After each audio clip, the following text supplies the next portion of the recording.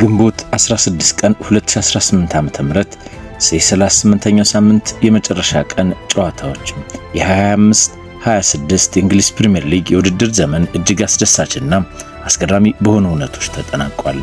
በመዝጊያው ሳምንት የተመዘገቡ ዋና ዋና ሁነቶችና ውጤቶችም ብዙዎችን ያስደሰቱ፣ ከፊሎችን ደግሞ በእንባ ያራጩ ክስተቶችም በተለያዩ ስቴዲየሞች ተከናውነዋል።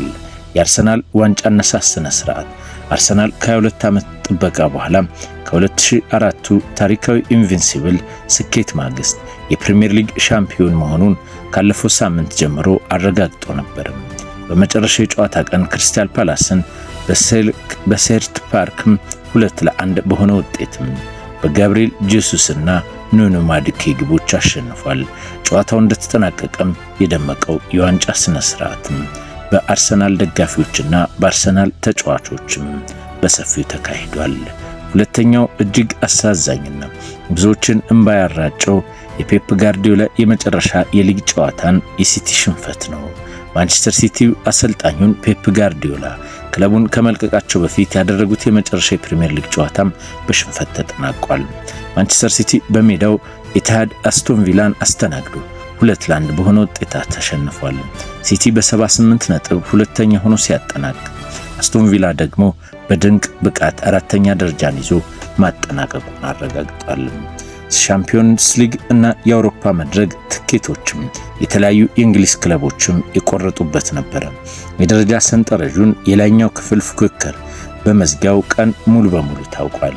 የአውሮፓ ቻምፒየንስ ሊግ ቶፕ 5 አርሰናል ሻምፒዮን፣ ማንቸስተር ሲቲ፣ ማንቸስተር ዩናይትድ፣ አስቶን ቪላ እና ሊቨርፑል በመጨረሻው ቀን ከብሬንትፎርድ 1-1 መለያየትና አምስተኛነቱን አጽንቷል። የአውሮፓ ሊግ ቦርንማውዝ 6ኛ ደረጃና አስገራሚ የውድድር ዘመን ያሳለፈው ሰንደርላንድ በመጨረሻ ቀን ቸልሲን 2-1 በማሸነፍ 7ኛ ደረጃን ይዞ አረጋግጧል። የኮንፈረንስ ሊግ ብራይተን 8ኛ ደረጃን በመያዝ አግኝቷል። ሌላኛው እጅግ አሳዛኝ የሰሜን ለንደን ክስተትና በመውረድና ባለመውረድ ስጋት ውስጥ ቶትናምና ዌስትሃም የገቡበት እሰጥ አገባ ነበርም። 90 ደቂቃ አልቆ 9 ደቂቃ በተጨመረበት ይህ የቶትናምና ኤቨርተን ጨዋታም እጅግ አሳዛኝ፣ አስደንጋጭ፣ ብዙዎችን ያስገረሙ ክስተቶች ተከናውነዋል። የቶትናም ከወራጅ ቀጠና መትረፍም እና የዌስትሃም መውረድም ሌላኛው ክስተት ነበርም። የመጨረሻው ቀን ትልቁን ጭንቀትና መነጋገሪያ የነበረው የቶትናም ሆትስፐርና የዌስትሃም ሕይወትን የማዳን ትግል ነበረ። ቶትናም በሜዳው ኤቨርተንን 1-0 በሆነ ጠባብ ውጤት በማሸነፍ በ41 ነጥቦች 17ኛ ደረጃ ላይ ተቀምጦ ሳይወርድም ትልቅ ታምር ሊጉ ላይ መቆየቱን አረጋግጧል። ዌስትሃም ዩናይትድ ምንም እንኳን በመጨረሻው ቀን ሊድስ ዩናይትድ 3-0 ቢያሸንፍም ቶትናም ነጥብ ባለመጣሉ ምክንያት በ39 ነጥብ 18ኛ ደረጃን ይዞ ወደ ሻምፒዮንሺፕ ታችኛው ሊግ መውረዱን ተረጋግጧል። የሰሜን ለንደን ተቀናቃይነን ሚሉትም ነጫጮቹ ቶትናም ሆትስፐሮችም ይህንን ውጤት በተደጋጋሚ የዛሬ ዓመትም ካጋጠማቸው ክስተት ሳይማሩ 17ኛ ደረጃን በተከታታይ ይዘው አጠናቀዋል። ይህ ሁኔታ ግን ለቶትናም ደጋፊዎች የሚዋጥላቸው አልሆነም። የቶትናም ደጋፊዎችም በፕሪሚየር ሊጉ ተርፈናል የሚለውን መዝሙር እንኳን ለመዘመር ፈቃደኛ ሳይሆኑ ቀጥታ በቶትናም አሰልጣኝ እንደዚሁም ደግሞ የክለቡ አመራሮች ላይ ከባድ ተቃውሟቸውን ነበር ያሰሙትም። በዚህ ሂደት ውስጥ የቶትናም አሰልጣኝ እንዲህ አሉ። ሰዓታቸውን ወደ ታች እያዩ አሁን ሰዓቱ በእኛ አቆጣጠር 2 ሰዓት ነው። ከ3 ሰዓት ከ1 ሰዓት ቆይታ በኋላ ቀጣይ ስራችን በቀጣይ ዓመት ስለሚኖረን ጠንካራ የሆነ የፕሪሚየር ሊግም ዝግጅት ይሆናል። እስካሁን ያሉን ተጫዋቾች እጅግ ስኬታማ፣ ውጤታማ ናቸው። በእነዚህ ተጫዋቾች ላይ ግን ተጨማሪ ውጤት ቀያሪ ተጫዋቾችን ከተለያዩ ቦታዎች እናመጣለን። በቀጣይ ዓመትም ይህንን ቶትናምን የተጠናወተውን 17ኛ ደረጃ የመውረድና ያለማውረድ ትግል ታሪካዊ የማድረግ ኃላፊነት አለብን ሲሉ ተደመጡ። ይህ ሁኔታ በአብዛኛው ደጋፊዎችም የተደገፈ የተደነቀ ክስተት ሆነም። በዚህም ቶትናም ተረፈ፣ ዌስትሃም ወረደም።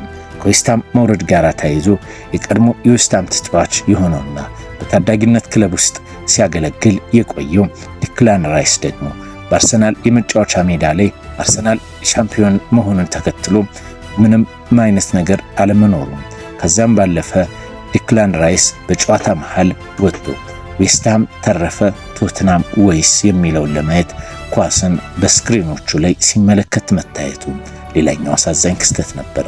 የአርሰናል ሻምፒዮንነት በተመለከተ ተጫዋቾቹ ደስታቸውን ሲገልጹ ዲክላን ራይስ ግን ዘግይቶ ተቀላቅሏቸዋል። ምክንያቱ ደግሞ ዌስትሃም ነው።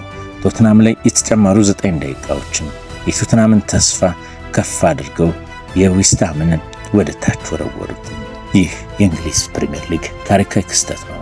ሌላኛው በእንግሊዝ ፕሪሚየር ሊግ ክስተት ውስጥ ከዚህ በፊት ዋንጫዎች ሲነሱ የሚሸልሙት ታዋቂ ግለሰቦች፣ ታዋቂ የፕሪሚየር ሊጉ እንደዚሁም ዳኞችና ተጫዋቾችም በመምጣት ነበረ። አርሰናል ግን በዚህ ዓመት ያደረገው ለብዙዎች ድምፅ የሆነ ብዙዎችን ያነጋገረ ክስተት ሆኗል። ሸላሚው ማን ነበረ የሚለው ብዙዎችን አነጋግሯል። በዚህ የእንግሊዝ ፕሪሚየር ሊግ ውስጥ የግል ሽልማቶችን በማንቸስተር ሲቲው ኤርሊንግ ሃይላንድ በ27 ግቦች የሊጉ ከፍተኛ ግብ አግቢ የወርቅ ጫማን ሲያሸንፍ፣ የአርሰናሉ ግብ ጠባቂ ዴቪድ ራያ በ19 ጨዋታዎች መረቡን ሳያስደፍር በመውጣት ክሊንሺት የወርቅ ጋንት ወስዷል። ታዲያ ከዚህ ሁሉ ክስተት በኋላ ሌላው ዓለምን ጉድ ያስባለውና በአርሰናል ሜዳ በተለይም አርሰናል ከክሪስታል ፓላስ ባደረጉት ጨዋታ ለመሸለም ዋንጫ ሜዳሊያዎችን ለአርሰናል ተጫዋቾች ሲያጠልቅ የነበረው ግለሰብ ማን ነው የሚለው ብዙዎች ያልመለሱት ጥያቄ ነው። ሸላሚው ማን ነው? የተጫዋቾች አንገት ላይ ሜዳሊያ ያጠለቀው ለ22 ዓመታት በናፍቆት የጠበቁትን ዋንጫ ላምበሉ ኦዲጋርድ ያቀበለው አብሯቸው ሲፈነድቅ ያመሸው የክብር እንግዳ ሸላሚ ማን ነው? ስሙ ኢማኑኤል ነማቺ ይባላል። አርሰናል ለመጨረሻ ጊዜ ዋንጫ ሲወስድ 5 ዓመቱ ነበር። አሁን 27ን ደፍኗል። ከኤሚሬትስ ስቴዲየም በ10 ደቂቃ ርቀት በኢስተርን ይኖራል። የሰሜን ለንደን ዩናይትድ ተጫዋችና አምባሳደርም ነው። ሰሜን ለንደን ለዩናይትድ ከ13 ዓመት በፊት የተቋቋመ የአእምሮ እድገት ውስንነት ያለባቸው ተጫዋቾችን ቡድን ነው። መስራቹና ዋና አሰልጣኙ ሆራልድ ቤኔት እድሜያቸው ከ5 እስከ 30 ዓመት የሆናቸውን ታዳጊና ወጣቶችን በእግር ኳስ ጥላ ስር አስቅፎ ያሰለጥናል። ሴት ልጁም የቡድኑ አካል ናት። አርሰናልም ማህበራዊ ኃላፊነቱን በመወጣት ይህንን ተቋም ይደግፋል። ከተመሰረተ ጀምሮ የቡድኑ አባል የሆነው ኢማኑኤላ ደግሞ ለቻምፒዮንስ ቅርብ የሆኑትን አርቴታን ጨምሮ ተጫዋቾችን ቃለ መጠይቅ ያደረገ፣ በልምምድ ቦታ በተደጋጋሚ እየተገኘ ከቡድኑ ጋር ያሳለፈ የመድፈኞቹ ተወዳጅ ቤተሰብ ነው። የአርሰናል አመራሮች ታዲያ ከሱፍ ለባሽ ባለስልጣናት ከዝነኛ ሰዎች ይልቅ የአእምሮ እድገት ውስንነት ያለበትን ኢማኑኤል ነማቺን አስቀድመው ለታላቅ ኃላፊነትም መርጠውትም የሊጉን ሻምፒዮን በሐሳብ ተስማምተው በታሪካዊ ቀን በዓለም ፊት ደማቅ ታሪክ ጽፏል። ኢማኑኤልም የተጣለበትን አደራ በሚገባው ተወጥቶ ራሱንና የወከለውን ዓላማም አሳክቷል። ይህ ውሳኔ በዓለም ላይ ለሚደረጉ ከ6 ሚሊዮን በላይ ለሚሆኑ የአእምሮ እድገት ውስንነት ላለባቸው ሰዎች ብቻ ሳይሆን በስፖርቱም ዓለም ትልቅ ክብር ሆኖ ተመዝግቧል። እግር ኳስ ከውጤቱም ባለፈ ይህንን መሰል ሰብአዊ ውበትም እንዳለው አሳይቷል። የትኞቹም ቡድኖችም በዚህ ሁኔታ ውስጥም በርካታ ትምህርቶችን አግኝተዋል።